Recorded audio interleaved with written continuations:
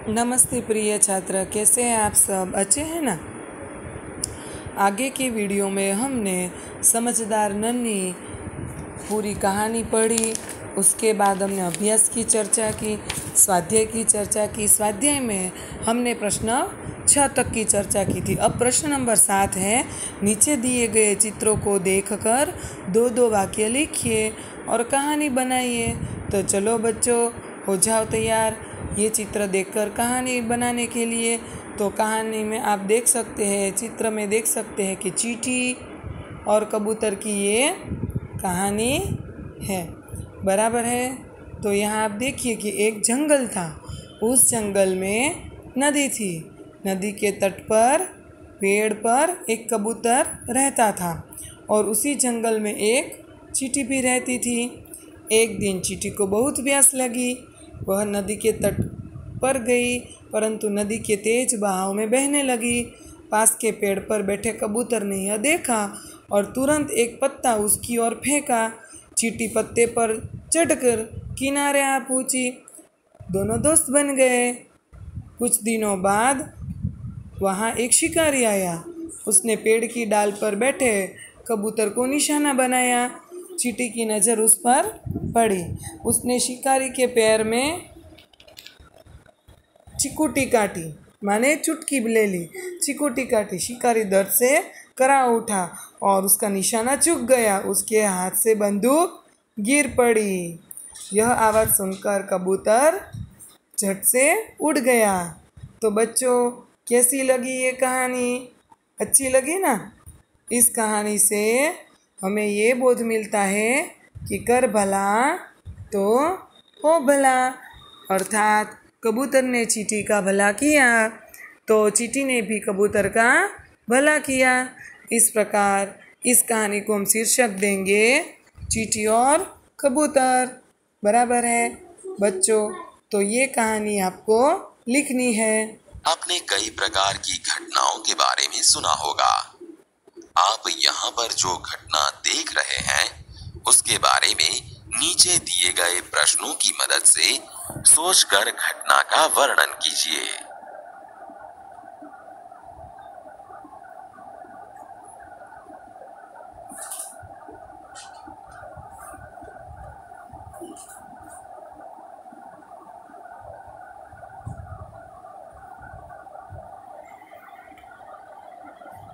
प्रश्न 1, यह घटना कैसे घटी होगी?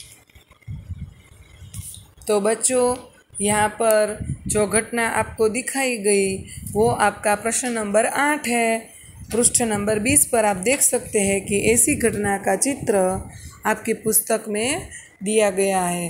तो ये घटना कैसे घटी होगी? तो ये घटना किसी लापरवाही से यातायात के साधन चलाने से घटी है, बराबर। इस प्रकार हमें इस प्रश्न का जवाब लिखना है, घटना का वर्णन करना है पूरा। तो हम पहले वाक्य में ऐसा लिख सकते हैं कि यातायात के जो साधन हैं वो चलाने में लापरवाही करने के कारण ये घटना घटी है। तो अकस्मात होने पर क्या हुआ होगा? अकस्मात, दूसरा प्रश्न है अकस्मात होने पर क्या हुआ होगा। तो हम कह सकते हैं कि लापरवाही से यातायात के साधन चलाने से एक बड़ी सी यहाँ दुर्घटना हो गई है। दुर्घटना होने के बाद गाड़ी, जो भी बाइक वाला है वह नीचे गिर गया है, वह ज़ख्मी हो गया है और गाड़ी वाला भी एक बाजू खड़ा रह गया है। बाइक नीचे गिर गई है और बाइक वाला है वह ज़मीन पर पड़ा है और उसके शरीर में से खून निकल रहा है। 3, अकस्मात का कारण क्या होगा? अकस्मात, मैंने पहले ही कहा, पहले प्रश्न के उत्तर में कि अकस्मात का कारण क्या होगा। तो अकस्मात का कारण ये होगा कि या जल्दबाजी में जब आप कभी ये साधन चलाते हैं यातायात के तो भी हमारा एक्सीडेंट हो जाता है। 4, अकस्मात के समय हमें कौन सी सावधानी रखनी? अकस्मात के समय हमें ये सावधानी रखनी चाहिए कि हमें फटाफट से, अगर अकस्मात हुआ है तो अगर हम थोड़े से होश में हैं तो हमें लोगों की मदद लेनी चाहिए, एम्बुलेंस को बुलाना चाहिए, ये ध्यान रखना चाहिए। और अगर किसी दूसरे का अकस्मात हुआ है तो उसे पानी पिलाना चाहिए, उसका खून है वह साफ़ करना चाहिए और एक एम्बुलेंस को फ़ोन करना चाहिए। 5.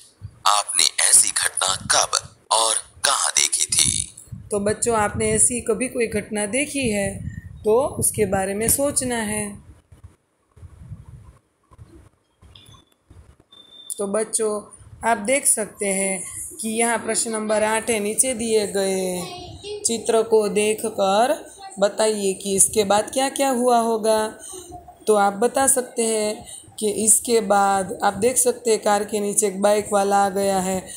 उसके बाद फटाफट से लोग वहाँ इकट्ठे हो गए होंगे, एम्बुलेंस आ गई होगी, ज़ख्मी को बाहर निकाल कर अस्पताल ले जाया गया होगा, यहाँ पुलिस आ गई होगी। इस प्रकार आपको 5 वाक्य इस घटना के बारे में लिखने हैं। उसके बाद हम देख सकते हैं प्रश्न नंबर 9। निम्नलिखित वाक्यों में उचित विराम चिन्हों का प्रयोग करके वाक्य फिर से लिखिए। तो बच्चों, यहाँ मैंने, आप देख सकते हैं, 5 वाक्यों में योग्य विराम चिन्ह लगा दिए हैं। जैसे कि पहला वाक्य हम पढ़ते हैं, बिच्छू बोला, तो वहाँ अल्प विराम और ऊपर है दोहरा चिन्ह, नन्ही बहन। उसके बाजू में आप देख सकते हैं कि बहन जो लिखा है बराबर है, तो बहन के बाजू में कौन सा आएगा?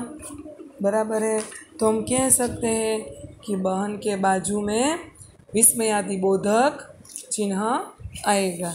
बराबर है, विस्मयादिबोधक चिन्ह और बाद में पूर्ण विराम है। दूसरे वाक्य में भी आप देख सकते हैं, क्यों भाई तुमने मुझे डंक क्यों मारा? तो इसमें भी दोहरे अवतरण चिन्ह और अंत में प्रश्नार्थ चिन्ह है। तीसरा वाक्य कि दोहरे अवतरण चिन्ह है, बिच्छू भाई ठिठक क्यों गए हैं, वहाँ पर प्रश्न चिन्ह है और अंत में दोहरा चिन्ह और पूर्ण विराम। चौथा वाक्य, भलाई करना मेरा स्वभाव है, तो भलाई करना वहाँ दोहरा अवतरण चिन्ह है, ये वाक्य अधूरा है, इसलिए यहाँ पूर्ण विराम होगा। दोहरा अवतरण चिन्ह यहाँ पूरा नहीं होता। पांचवा है वाक्य बहन, तो वहाँ दोहरा चिन्ह, फिर बहन के बाजू में अल्प विराम, मुझे बचा लो, वहाँ पूर्ण विराम और दोहरा अवतरण चिन्ह। इस प्रकार हमें यहाँ विराम चिन्हों का योग्य उपयोग करना था। इसके बाद प्रश्न नंबर 10 है, निम्नलिखित परिच्छेद को पढ़कर उसके नीचे दिए गए प्रश्नों के उत्तर लिखिए। तो परिच्छेद हम पढ़ते हैं। देवताओं का अभिवादन स्वीकार करने के पश्चात ब्रह्मा जी ने उनसे कुशल मंगल पूछा। इस पर इंद्र बोले, पितामह, हम वृत्तासुर से त्रस्त हैं, अपनी प्राण रक्षा करना हमारे लिए कठिन हो रहा है। असुर ने केवल हमसे अधिक बलवान है, अपितु चतुर भी अधिक है। हम एक शस्त्र बनाते हैं तो वे 4 बना लेते हैं, हम उनसे पार नहीं पा सकते। कृपा कर वृत्तासुर के विनाश का कोई उपाय बताइए। बराबर है, ये परिच्छेद हमने पढ़ लिया। अब 2 प्रश्न दिए गए हैं कि असुरों के बारे में इंद्र ने क्या कहा। असुरों के बारे में इंद्र ने कहा, पितामह, हम वृत्तासुर से त्रस्त हो गए हैं, अपनी प्राण रक्षा करना हमारे लिए कठिन हो रहा है। असुर ने केवल हमसे अधिक बलवान ही है, अपितु चतुर भी अधिक है। हम एक शस्त्र बनाते हैं तो वो 4 शस्त्र बनाते हैं, हम उनसे पार नहीं पा सकते। कृपा कर वृत्तासुर के विनाश का कोई उपाय बताइए। असुरों के बारे में इंद्र ने ये कहा। देवता ब्रह्मा जी के पास क्यों गए थे?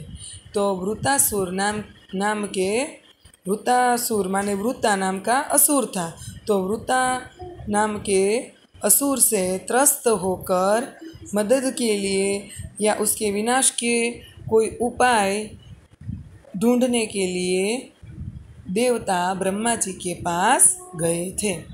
अब बच्चों 11वां प्रश्न है, नीचे दिए गए वर्णों से 5-5 शब्द बनाइए। बराबर है, भ, व, र, न और ग। बराबर है। तो इन 5 वर्णों पर से आपको 5-5 शब्द बनाने हैं। जैसे भ पर से हम बना सकते हैं भौरा, भवन, भुजंग। बराबर है। व से बना सकते हैं वन, वंश, वैभव। र से बना सकते हैं रात, रूप, रीना। न से बना सकते हैं नाग, नाम, नौका, नारी आदि। ग से बना सकते हैं गणेश, गुंजन, गौरी। इस प्रकार आपको भ, व, र, न और ग से 5-5 शब्द बनाने हैं। तो बच्चों आज हमने कहाँ से प्रश्न नंबर 7, प्रश्न नंबर 8, प्रश्न नंबर 9, 10 और 11 ये 5 प्रश्न किए, वो आपको अपनी फेयर बुक में लिख लेने हैं। तो बराबर है, तो आप ये फेयर बुक में लिख लीजिएगा। आज के वीडियो में यहाँ तक ही रखते हैं। आगे की वीडियो में हम भाषा सज्जता की विस्तृत चर्चा करेंगे। तब तक के लिए बाय बाय। घर पर रहिए, सुरक्षित रहिए।